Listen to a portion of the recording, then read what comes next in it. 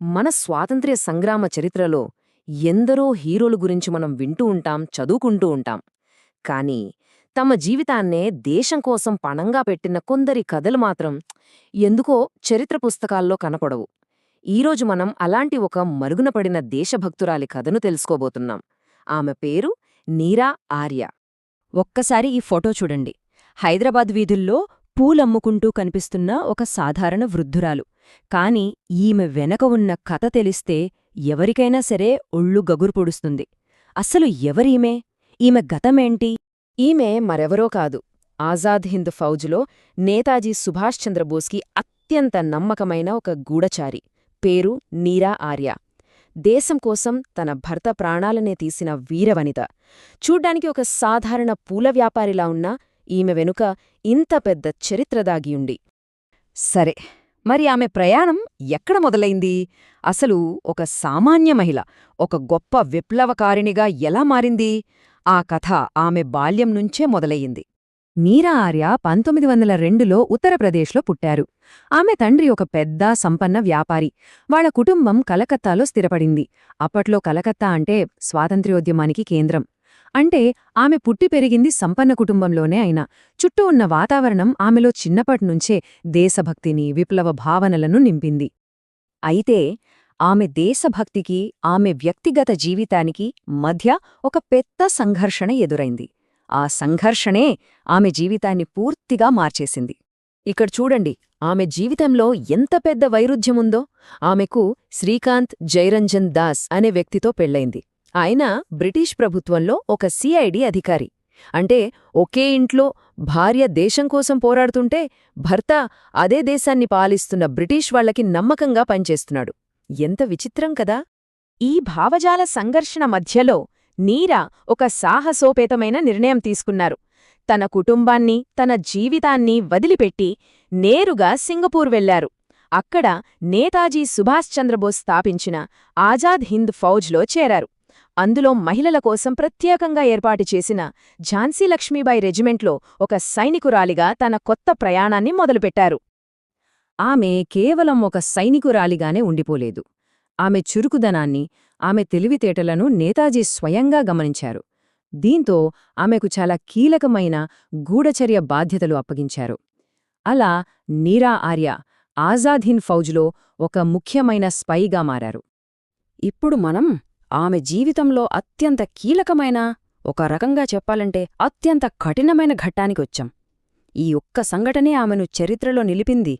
ఒకానొక రోజు ఆమె భర్త, అంటే ఆ బ్రిటిష్ సిఐడి అధికారి శ్రీకాంత్ దాస్, నేతాజీని చంపటానికి కుట్ర పన్నాడు. నేతాజీ ఆచూకీ తెలుసుకుని ఆయనపై కాల్పులు జరపటానికి సిద్ధమయ్యాడు.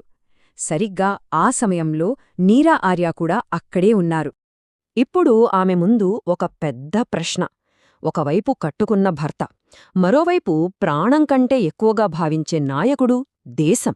ఏం చెయ్యాలి? ఆ ఒక్క క్షణంలో ఆమె మనసులో ఎంత నరకం జరిగింటుంది. కాని ఆమెకు ఒక్కటే సూత్రం తెలుసు: దేశం తర్వాతే ఏదైనా, కుటుంబమైనా, బంధాలైనా.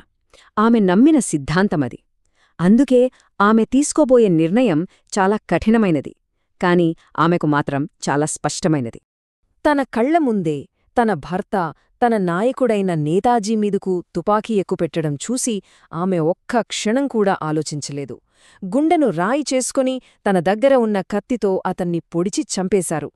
తన నాయకుడి ప్రాణాలను కాపాడటానికి, దేశ ఆశయాలను నిలబెట్టటానికి ఆమె చేసిన త్యాగమది. కాని కథ అక్కడితో అయిపోలేదు. ఆమె త్యాగం తర్వాత ఆమె అనుభవించిన బాధలు, చిత్రహింసలు ఊహకు కూడా అందనివి. భర్తను చంపినందుకు, బ్రిటిష్ ప్రభుత్వానికి ఎదురుతిరిగినందుకు ఆమెను అరెస్ట్ చేశారు. ఎక్కడికి పంపారో తెలుసా? అండమాన్లోని సెల్యులార్ జైల్కి. స్వాతంత్ర్య సమరయోధులు నరకానికి ప్రతిరూపంగా చెప్పుకునే కాలాపానికి ఆమెను తరలించారు. అక్కడ ఆమె అనుభవించిన హింస గురించి మాటల్లో చెప్పలేం. నేతాజీ ఎక్కడున్నారో చెప్పమని రోజూ చిత్రహింసలు పెట్టేవారు. ఒక జైలర్ పదునైన ఇనుప పరికరంతో ఆమె ఛాతీ భాగాన్ని కోసివేశాడు. అయినా ఆమె ఒక్క మాట కూడా చెప్పలేదు. బరువైన ఇనుప సంకెలకో బంధించి రోజూ 30 పౌండ్ల నూనె గానుగాడించేవాళ్లు. చీకటి గదిలో ఒంటరిగా పడేసినా ఆమె దేశ రహస్యాలను మాత్రం బయటపెట్టలేదు. ఇంతటి త్యాగం చేసిన ఆమె జీవితం చివరికి ఎలా ముగిసింది? ఇప్పుడు మనం కథను మొదలుపెట్టిన చోటుకే మళ్ళీ వస్తున్నాం. 1947లో దేశానికి స్వాతంత్ర్యం వచ్చింది. ఆమె జైల్నుంచి విడుదలయ్యారు. కాని ప్రభుత్వమిచ్చే సహాయాన్నిగాని, స్వాతంత్ర సమరయోధురాలిగా గుర్తింపునుగాని ఆమె ఆశించలేదు. ఆత్మాభిమానంతో ఒక సాధారణ జీవితాన్ని గడిపారు. తన చివరి రోజుల్లో హైదరాబాద్లోని ఫలక్నుమాలో పూలన్నుకుంటూ బతికారు. చివరికి 1998లో ఎవరికీ తెలియకుండా అజ్ఞాతంగానే కన్నుమూశారు. నిజంగా ఇది చాలా బాధాకరమైన విషయం.